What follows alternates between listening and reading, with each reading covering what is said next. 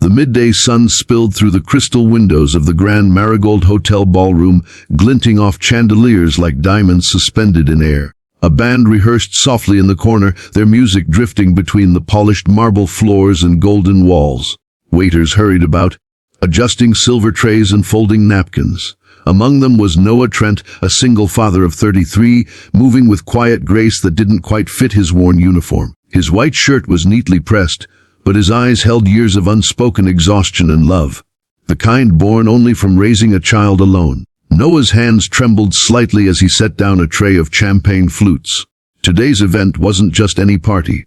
It was the annual gala hosted by Rhett Langston, the powerful CEO of Langston Biotech, one of the country's most influential medical firms. Rhett was known for his pride, his iron standards, and his wealth, but few knew the story behind his coldness. Fewer still knew about his daughter.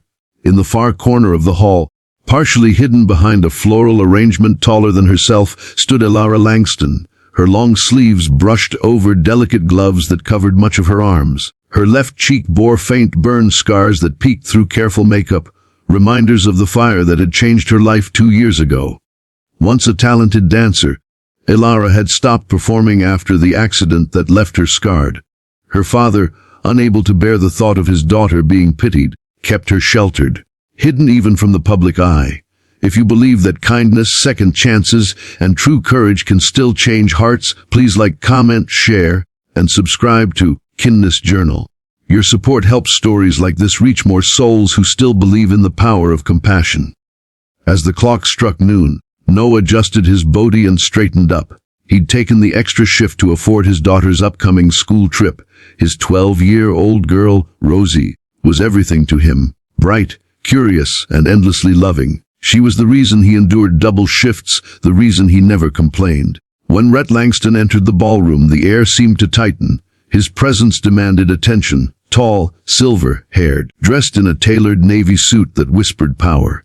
Elara trailed a few steps behind him, her eyes downcast, her movements shy but graceful. Guests greeted Rhett with smiles and firm handshakes, but most only nodded politely at Elara, their glances flickering too long on her face before sliding away. Noah saw it, the pity in their eyes, the discomfort. He'd seen that same look directed at Rosie once, when she'd been mocked for wearing hand-me-down clothes. His chest tightened. The afternoon flowed smoothly until the band began to play a slow waltz, signaling the father-daughter dance. Rhett stood, smiling stiffly, but Elara hesitated. She shook her head, whispering something to him.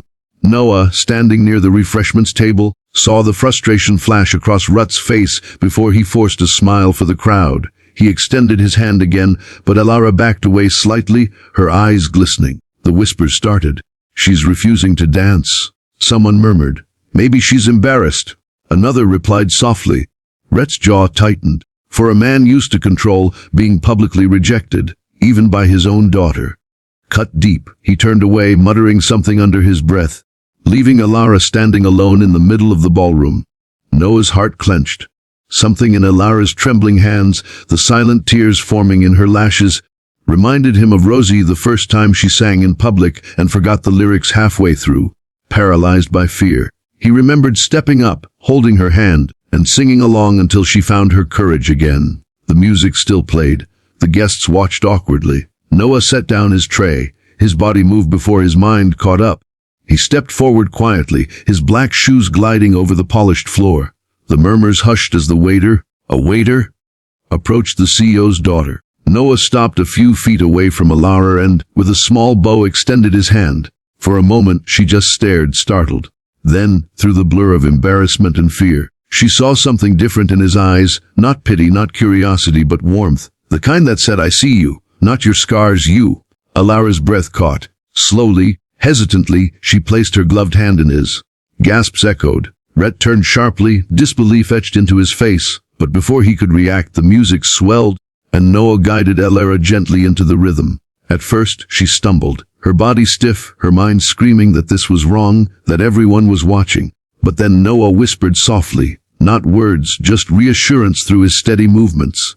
He led with grace, letting her rediscover her confidence step by step. Her body began to remember. The crowd fell silent, watching the once shy, scarred girl glide across the ballroom with a humble waiter who moved as though the world had stopped spinning just for them.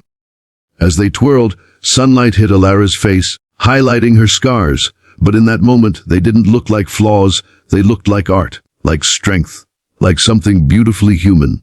Noah smiled. "You're doing great," he said quietly. Alara met his eyes, her fear melting into something luminous. The room faded, the stairs disappeared. There was only music, movement, and the strange warmth that filled her chest like sunlight after rain. By the time the final note echoed through the hall, the silence was so deep you could hear hearts beating. Then, applause. Genuine, thunderous applause that shook the chandeliers. Alara's eyes brimmed with tears.